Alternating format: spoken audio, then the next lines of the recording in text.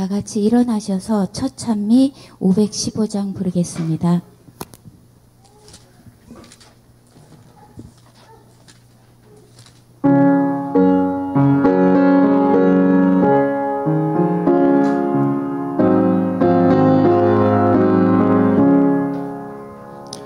참 아득한 내 안식처 하나님 품이며 죄악이 없는 그곳은 하나님 앞일세.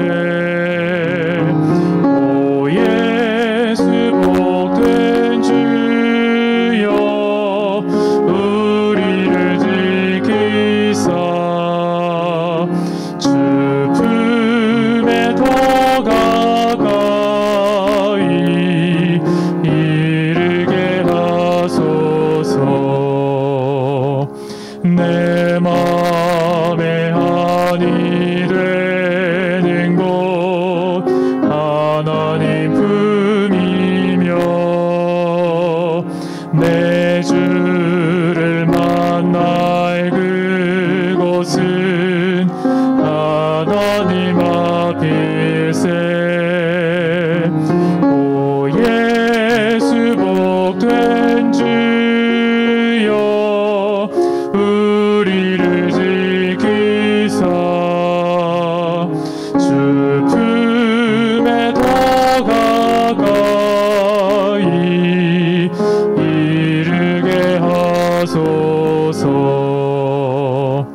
저 마귀 속박 벗을 곳 하나님 품이며 평화가 넘친 그곳은 하나님 앞일세. 오 예수 복된 주여 우리를 지키사 주 품에 더 가까이 이르게 하소서.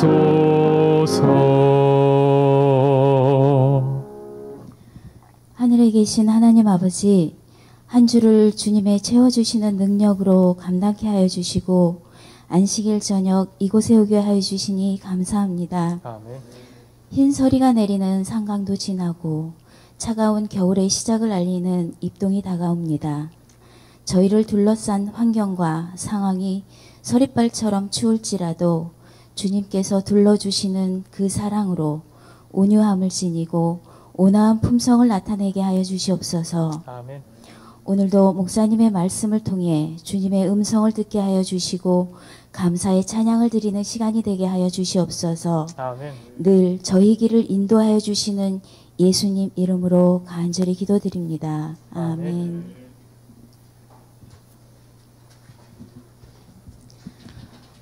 안녕하세요. 날씨가 점점 추워지고 있습니다. 그리고 내일은 더 추워질 거라고 하고요. 일요일에는 또 비까지 온다고 합니다. 아침 저녁으로 감기 조심하시고요. 감기하니까는 또 코로나 바이러스가 생각나는데요. 그것을 예방하기 위한 것은 우리가 늘 강조하는 것처럼 손 씻기인데요. 보통 손 씻기는 30초 이상 해라 라고 하는데 20초 이상만 해도 괜찮다고 합니다. 근데 저희가 20초라고 하면은 1, 2, 3, 4, 5, 6, 7, 8 아니면 하나, 둘, 셋, 넷 이게 20초가 어느 정도인지 잘 모르시잖아요. 그래서 곰새마리 노래 있지요. 그 노래를 부르고 나면 한 20초 정도가 된다고 합니다. 그래서 손 씻으시면서 곰새마리 노래를 부르시면은 참 좋겠습니다. 곰새마리 이야기를 하니까요. 이곳에 어린이들이 있지만 우리 어린아이들의 웃음소리가 그리워지는 시간인 것 같습니다. 제가 그런 것처럼 여러 선생님들도 이 어린아이들의 웃음소리가 그리울 것 같습니다. 그래서 두 번째 찬미는요. 어린이 찬미에서 제가 선택을 해봤습니다. 674장입니다. 찬미 후에 목사님 말씀을 듣고 큰 축복의 은혜의 시간이 되시기 바랍니다.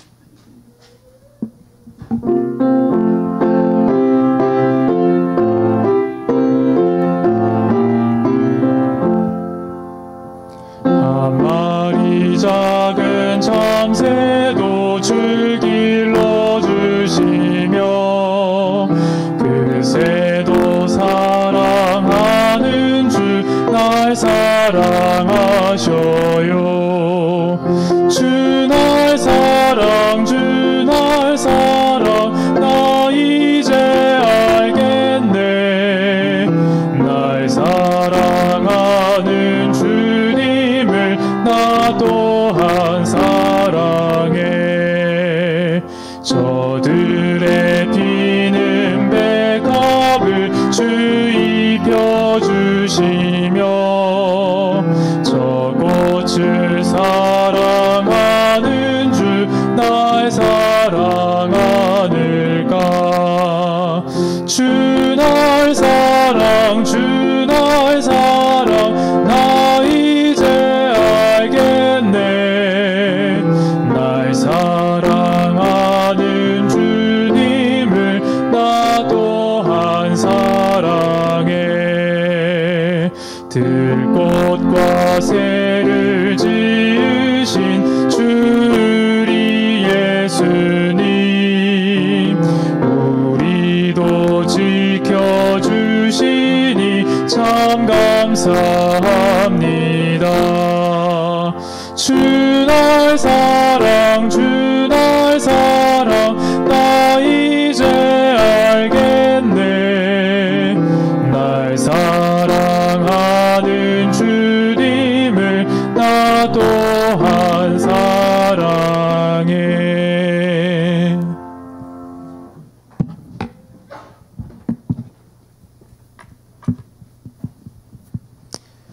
네, 우리 성도 여러분들 안녕하세요. 행복한 안식일 시간입니다. 우리 한 주를 마무리하며 평안의 안식일을 우리 모두 맞이하게 되셨으면 좋겠습니다.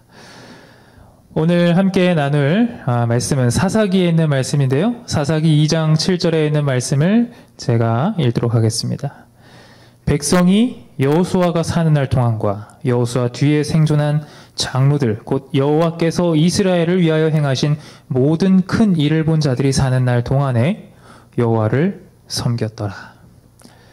오늘 말씀은요, 이 실패와 그리고 성공에 대한 이야기입니다.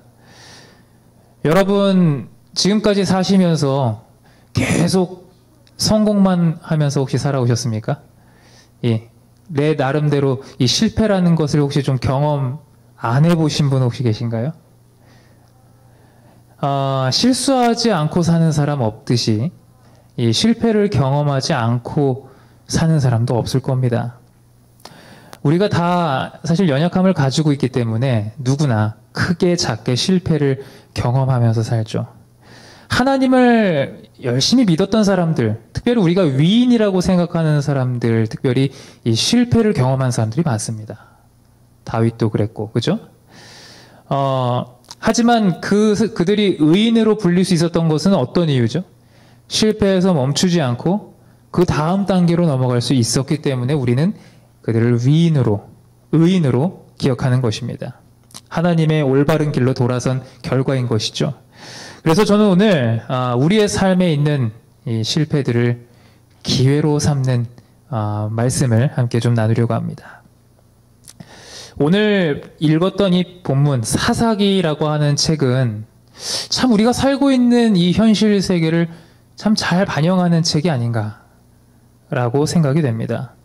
끊임없이 하나님을 떠났다가 반역을 했다가 그랬다가 또 이민족의 침을 받으면 다시 정신을 차리고 돌아오고 또 그러다가 좀 평안해지면 다시 또 죄를 짓고 하나님을 잊어서 또 우상을 숭배하고 또 그러다가 이민족의 침을 받아서 고통을 당하면 다시 또 돌아오고 그런 패턴을 반복해서 기록하는 게 우리가 보는 사사기의 내용이죠. 여러분 다 아시는 대로 이 사사기가 맨 마지막에 마무리하는 내용이 뭡니까? 사사기를 가장 마지막에 마무리하는 하나의 문장이 이거죠. 그때에 이스라엘의 왕이 없어서 사람이 각각 그 소견에 옳은 대로 행했다는 것입니다. 어쩜 사사시대를 이렇게 잘 요약했는지 모르겠습니다. 이 사사시대는요, 자기가 옳은 게 옳은 겁니다. 절대적인 것이 없이 자기 생각에 옳은 게 옳은 거라는 얘기입니다. 제가 이 학교 와가지고, 기독교 성공학 세계관, 이제 아이들에게 가르치려고 이렇게 책을 참 오랜만에 이 신학에 대한 책이라든지 이런 걸 펼쳐봤습니다. 그러면서 계속 나오는 것이 뭐냐 하면, 이거 벌써 예전부터 나오던 거지만, 포스트 모더니즘에 대한 얘기죠. 절대적인 게 없다라는 겁니다. 절대선도 없고 절대 악도 없는 아주 이 이상한 시대가 지금 계속 지속되고 있는 시대에 살고 있어요. 젊은 세대들은 특별히 그렇죠. 우리가 절대적인 진리가 없음을 믿진 않습니다. 여기 계신 우리 장년층의 우리 성도님들은요. 하지만 이 시대가 그렇다는 겁니다. 절대적인 것을 좋아하지 않습니다. 거절하고 거부하려고 하죠. 아주 사사기의 시대와 흡사한 모습으로 지금 살아가고 있는 시대입니다.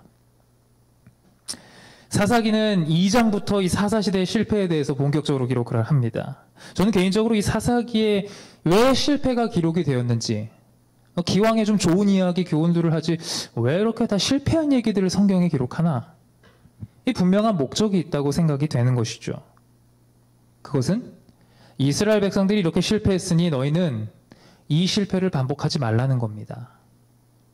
우리가 사사기를 볼 때 정말 주목해야 될 건 그거죠.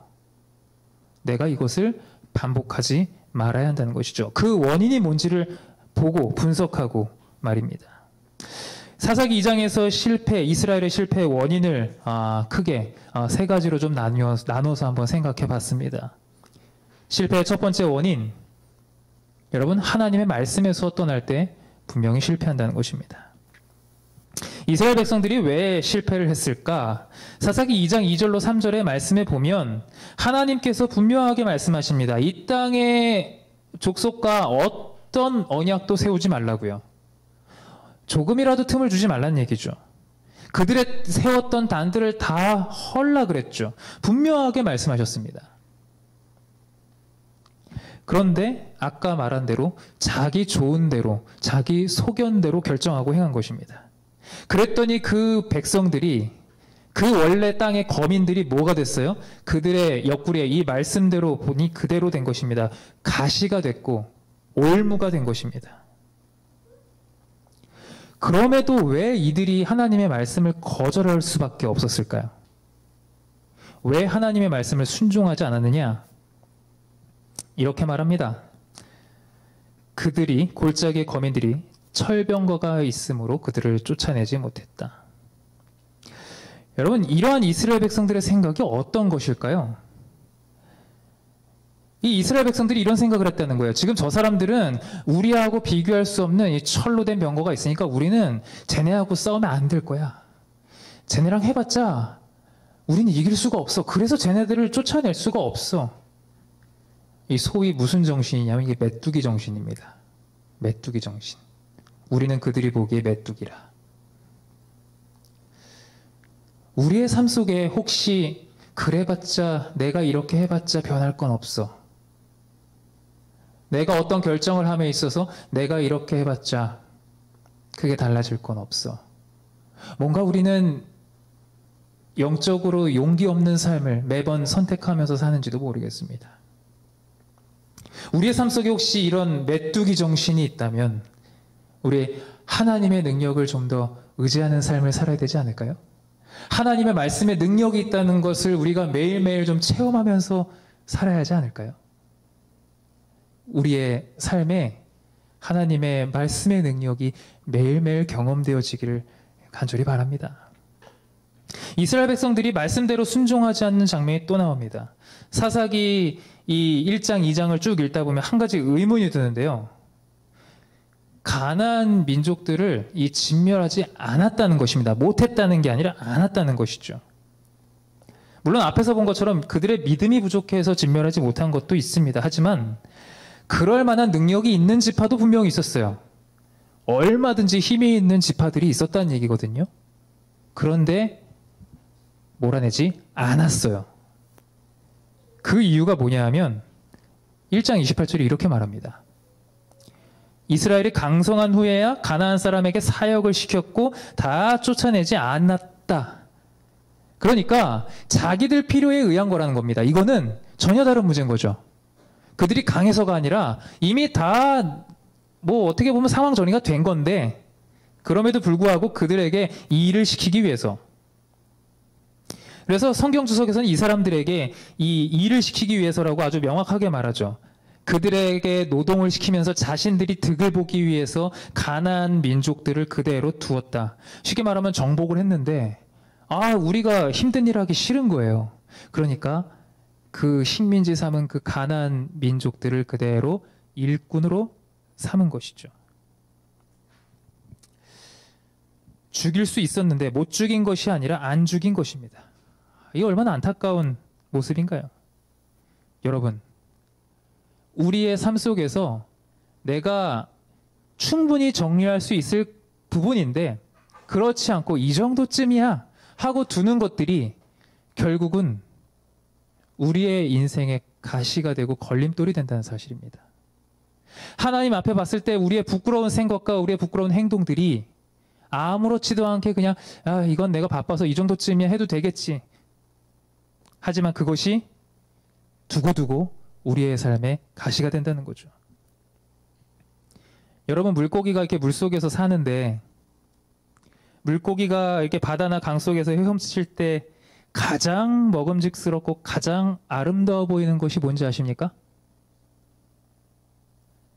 그건 바로 미끼입니다. 제일 먹기 쉬워 보이고 제일 싱싱해 보이고 제일 맛있어 보이는 건 미끼예요. 하지만 그 물고기는 미끼를 무는 순간 그 인생은 인생이 아니죠. 그 어생은 끝입니다.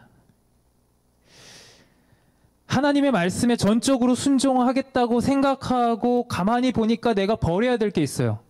그런데 그것을 버리자니 어떤 생각이 들어요? 아까워요. 혹시 그런 거 없으십니까? 전 그런 거 많더라고요. 순종을 하겠다 결심하고 가만 보니까 버릴 게 있어요. 근데 아까운 거예요. 결국 내가 그렇게 버리지 않아서 가만히 그냥 품고 살고 있는 그것이 미끼라는 거예요. 버리지 않으면 두고두고 내 영적 생애에 있어서 가시가 된다는 겁니다. 결국 그 미끼가 우리를 영적 생애에서 멸망을 가져오는 것이 된다는 사실을 기억하시기 바랍니다. 우리 재림교인들도 하나님의 말씀을 떠나고 순종하지 않는다면 이스라엘 백성처럼 분명히 실패할 수밖에 없다는 것. 우리 하나님께서는 우리가 살기를 바라시는 마음으로 우리의 삶 가운데 걸림돌이 될 것들을 버리라고 명령하시는 것입니다. 우리의 삶을 말씀에 비춰보시고 혹시 지금 내가 과감하게 버려야 할 것은 무엇인지 그 묵상 가운데 나타나는 것이 있다면 여러분 과감하게 버리시기 바랍니다. 하나님께서 정말 필요한 것은 채워주실 것이고 우리가 더 가벼운 몸과 마음으로 하늘을 향해 가는데 도움을 주실 것입니다. 실패의 두 번째 요인이 있었습니다. 진정으로 회개하지 않으면 실패한다는 것입니다. 여러분, 두 번째로 이스라엘 백성이 실패하게 된 이유는 이 억울한 심정 때문이었다는 것입니다. 여기 보면 이런 말씀이 있습니다. 여호와의 사자가 이스라엘 모든 자손에게 이 말씀을 이르매 하나님의 이 명령이 내린 겁니다. 백성이 소리를 높여 운지라. 그러므로 그곳을 이름하여 복임이라 하니라. 무리가 거기서 여호와께 제사를 드렸다고까지 합니다.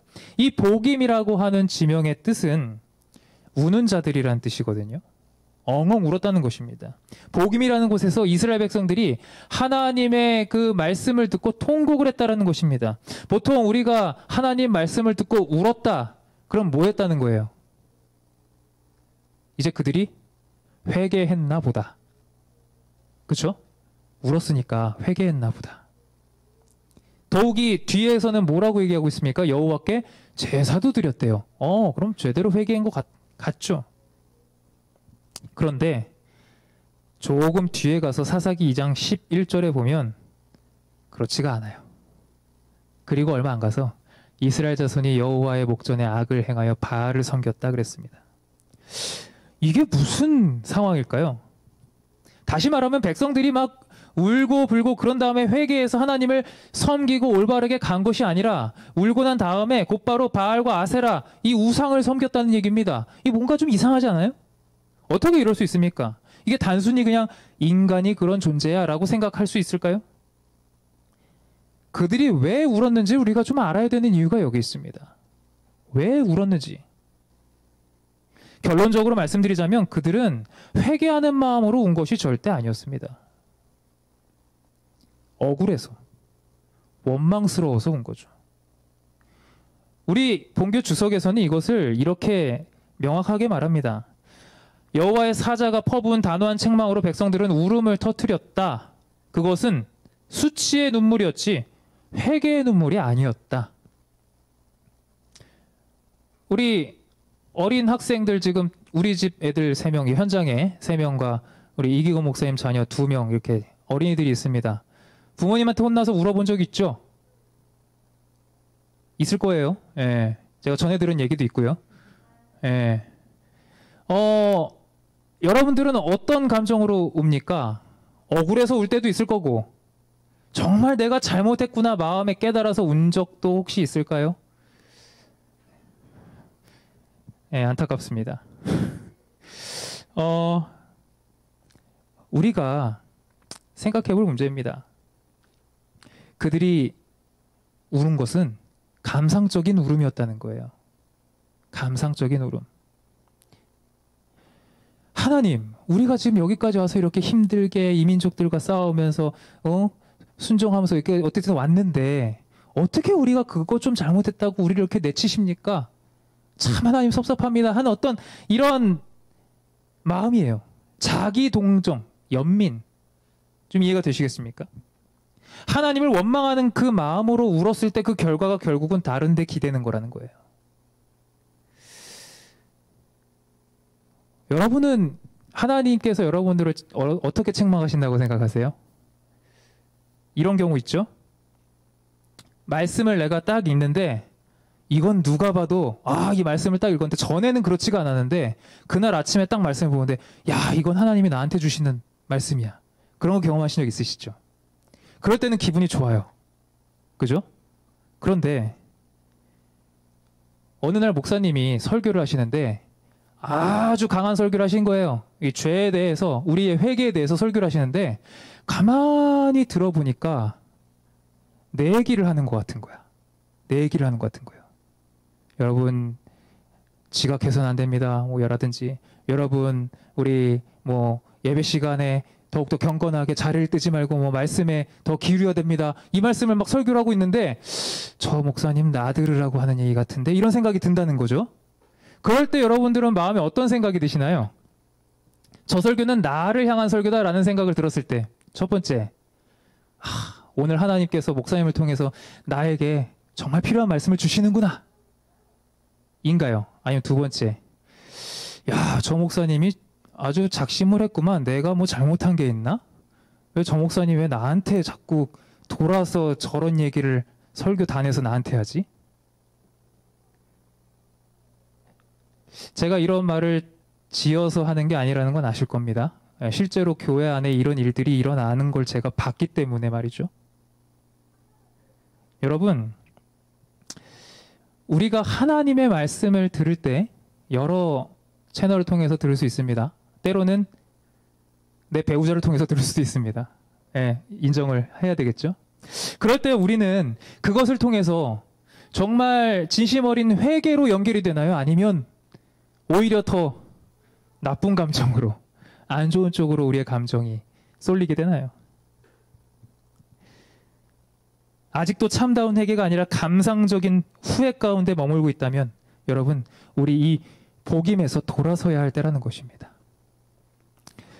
여러분, 사도행전에 보면 하나님의 말씀이 들어갔을 때 서로 다른 두 가지의 반응이 나옵니다. 사도행전 2장과 7장에 보면요, 똑같은 문장이 나와요. 그들이 이 말을 듣고 똑같아요. 하나님의 복음의 기별이 들어갔어요. 그들이 이 말을 듣고 마음의 찔림까지 똑같아요.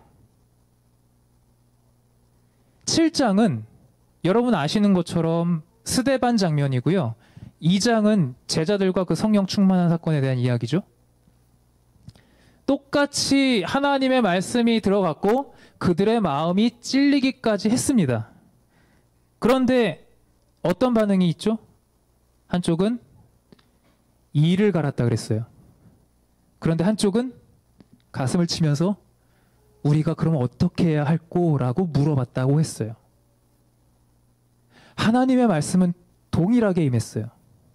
그런데 그것을 받아들이는 사람들의 반응은 전혀 달랐죠.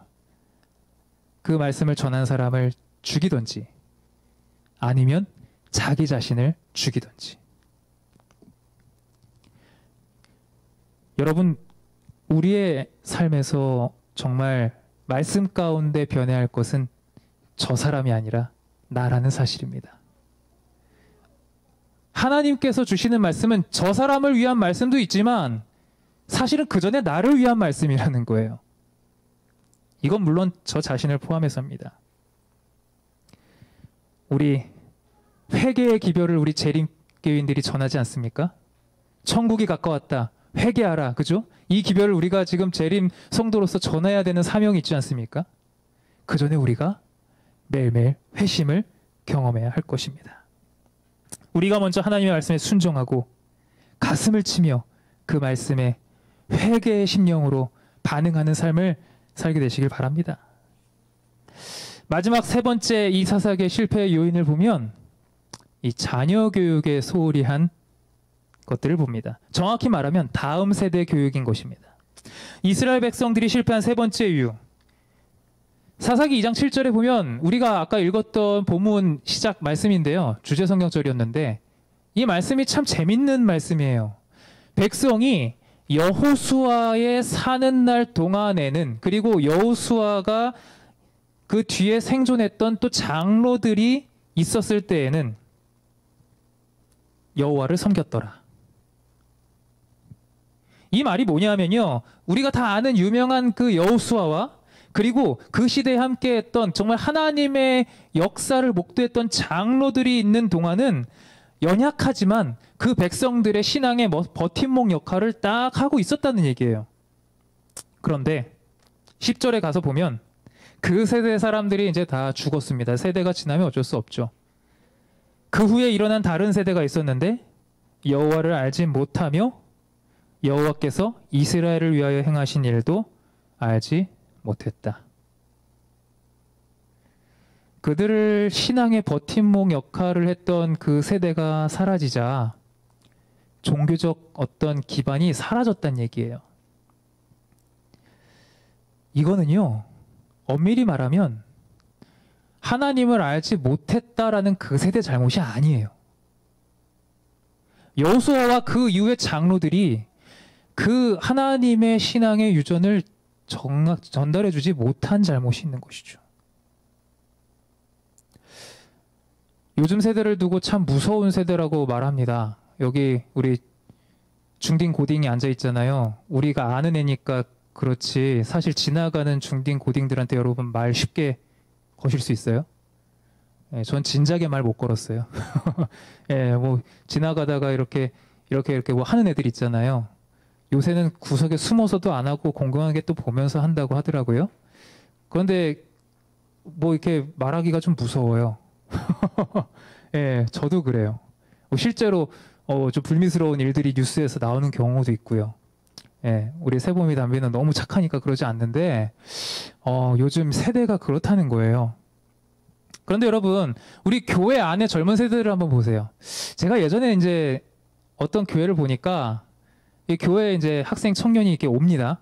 잘 없는 이 학생 청년이 없는 교회인데 옵니다. 그런데 어떤 분 때문에 얘네들이 교회에 좀 오다가 다시 떠나요. 그 어떤 분이라는 분은 굉장히 신실하신 분인데 왜 걔네들이 다시 떠나냐 하면 그 장로님이 이런 얘기를 한다는 거예요. 야, 니네 교회 오는데 이렇게 청바지 입고 오면 되겠냐? 야, 네 교회 오는데 그 기획 이거 뭐냐? 뭐 이런 거 있잖아요. 이제 막 교회 나오기 시작한 애인데, 물론 이제 그 장로님은 이 교회의 이제 어떤 신앙적인 것들을 알려주려고 이렇게 얘기를 하는 건데, 그렇게 나오는 걸 이제 못 견뎌 하시는 것도 있는 거예요. 꼭 그걸 보면서, 이 요즘 젊은 세대들 말이야, 쯧쯧쯧 하면서, 이제 말세를 운운하시고 이제 이러는 것이죠. 근데 여러분, 정말 지금 젊은 세대가 위험하다 하는데, 뭐가 진짜 위험한 건지 아십니까? 사사기의 말씀을 비춰보니까, 사실 이 젊은 세대가 정말 위험한 세대가 되는 때는 하나님을 알지 못하는 때입니다. 이 세대가 하나님을 알지 못할 때 정말 위험한 세대가 되는 것이지, 그들이 우리 교회 문화에 대한 얘기를 하는 겁니다. 그들이 여기다 뭘 하고 다니고 점점 청바지 입고 다닌다고 해서 이게 정말 위험한 세대가 되는 게 아니라는 거예요. 젊은 세대가 하나님을 알지 못할 때 정말 무서운 세대가 되는 겁니다.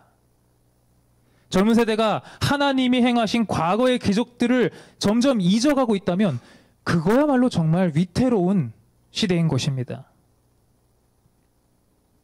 우리 주님께서 우리를 여기까지 인도해 주셨고 지금 우리의 인생이 그래서 여기까지 오게 됐다라는 것을 우리는 정말 다 기억하면서 감사하며 살아가고 있으시죠? 그것을 전해주지 못하고 그저 내 세대에서만 감동받고 이 신앙 안에서 위로받으며 살아간다면 금방 다음 세대는 무서운 세대가 될 거예요. 우리는 더 높은 단계로 그래서 나아가야 하는 것입니다. 지금까지 우리 연륜 있으신 우리 장로님들과 집사님들께서 내가 가졌던 그 신앙의 감동들과 유산들이 우리 젊은 세대들에게 어떻게 하면 잘 전달될 수 있을까? 우리 부모는 내 자녀들에게 그런 것들이 어떻게 하면 잘 전달될 수 있을까? 너는 왜 그걸 몰라? 이게 아니라 내가 경험한 하나님은 이런 하나님이야. 참 고민이 필요한 부분입니다. 하지만 우리가 해야 될 일이기도 합니다. 특별히 우리 36 보건대학은 젊은 인재들을 양성하는 또 학교가 있는 곳 아닙니까? 그 젊은 세대들에게 간접적으로나마 내가 경험한 하나님을 전해야 될 사명이 우리 각자에게 있다는 것이죠. 특별히 우리 재림교회는 참 훌륭한 신앙 유산이 많습니다. 벌써 제 세대도 아니고 벌써 오래전 세대죠. 우리 재림교회 안식일 교인 하면 예전엔 그랬다 그래요. 안식일 교인은 성경 박사다. 예전에 그랬다고 그래요. 그런데 요즘은 참 안타깝습니다. 그렇게까지 이제 인식이 되는 것 같지는 않아요. 우리가 신앙의 선배로서 영적 체험을 우리의 후대들에게, 다음 세대들에게 잘 전달해 주는 것, 그리고 젊은 세대들이 그러한 정말 기쁨과 감동의 어떤 영적인 경험들을 순종으로 시작한다면 우리 재림교회 안에 큰 부흥이 있지 않을까 그렇게 생각을 합니다. 예전에 제가 기도력을 보다가 이런 문장을 본 적이 있어요. 여러분들은 어떻게 생각하십니까? 내 아들과 딸이 교회에 있는 것보다 책상 앞에 앉아 있는 모습이 더 사랑스럽지는 않습니까? 라는 질문을 어느 기도력에서 하더라고요. 여러분들은 그러지 않으셨죠? 예. 내 아들과 딸이 교회에 있는 것보다 책상 앞에 앉아 있는 게 더 사랑스러워 보이지 않냐고요. 여러분, 우리가 이 말씀을 기억할 필요가 있습니다. 마땅히 행할 길을 아이에게 가르치라. 그리하면 늙어도 그것을 떠나지 아니하리라. 우리 가정에 아주 어린 자녀가 있는 제 가정이 여기 보니까 거의 없으십니다. 하지만 우리에게는 젊은 학생들이 있습니다. 그래서 이 말씀은 우리 36 보건대학 교회에 반드시 필요한 말씀이라고 생각이 됩니다. 오늘 말씀을 줄이면서 우리에게 찾아오는 실패는 여러분 한 번으로 충분하다는 사실을 우리가 좀 알게 되었으면 좋겠습니다. 그 실패를 통해서 하나님께서는 우리가 조금 더 발전하고 그리고 하나님을 더 섬기고 믿음으로 성장하기를 바라는 마음으로 오늘 사사기의 그 실패의 기록들을 주셨고 우리가 그것을 나누도록 하신 것입니다. 이스라엘 백성들의 실패한 모습을 보면서 그것이 또 우리의 삶에 있는데도 그것을 모르면서 반복해서 사는 것만큼 참 안타까운 말씀이 없겠죠. 여러분, 하나님의 말씀에 버리라고 하는 것이 있다면 여러분 과감하게 버리십시오. 하나님이 채워주실 것입니다. 그리고 어떤 말씀이 그것이 목사님으로부터건 아니면 내가 말씀 가운데 실제로 보았던 말씀이건 간에 그 말씀이 나의 마음을 찔르거들랑 너무 화내지 마시고 회개의 심령으로 돌아서게 되시길 바랍니다. 또한 우리의 신앙을 어떻게 하면 내 옆에 있는 이 젊은 다음 세대들에게 좀 아름답게 전해줄 수 있을까? 우리가 이것을 하나님 앞에 기도하면서 고민할 때 하나님이 아름다운 당신의 새로운 젊은 세대를 우리에게 허락해 주실 줄로 믿습니다. 우리 삼육보건대학교의 모든 성도님들께서 이런 믿음의 결심으로 우리의 신앙을 살아가게 되시길 주님의 이름으로 축원드리며 말씀을 마치겠습니다. 기도하시겠습니다. 고마우신 아버지 하나님, 우리에게 사사기 시대의 그 교훈을 통하여 우리가 어떻게 이 시대를 살아가야 할지에 대하여 알려주시니 감사합니다. 우리에게 시시때때로 주시는 그 말씀 가운데 우리가 온전히 순종하지 못하고 살아가고 있다면 다시 한번 저희들의 영적 깨달음을 허락하여 주시옵시고 이 시대를 분별할 수 있는 예민한 영적 감각을 허락하여 주셔서 우리가 하나님의 마음을 헤아리는 그런 심령으로 우리의 신앙을 살아나갈 수 있도록 인도하여 주시옵소서.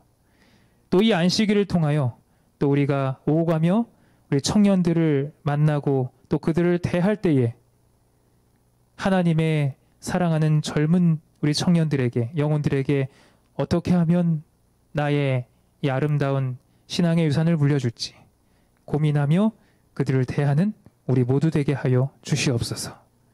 이 안식일 우리 모두 평안을 누리는 그런 행복한 안식일 되도록 은혜 내려 주시옵시기를 예수님의 이름으로 간절히 기도합니다. 아멘.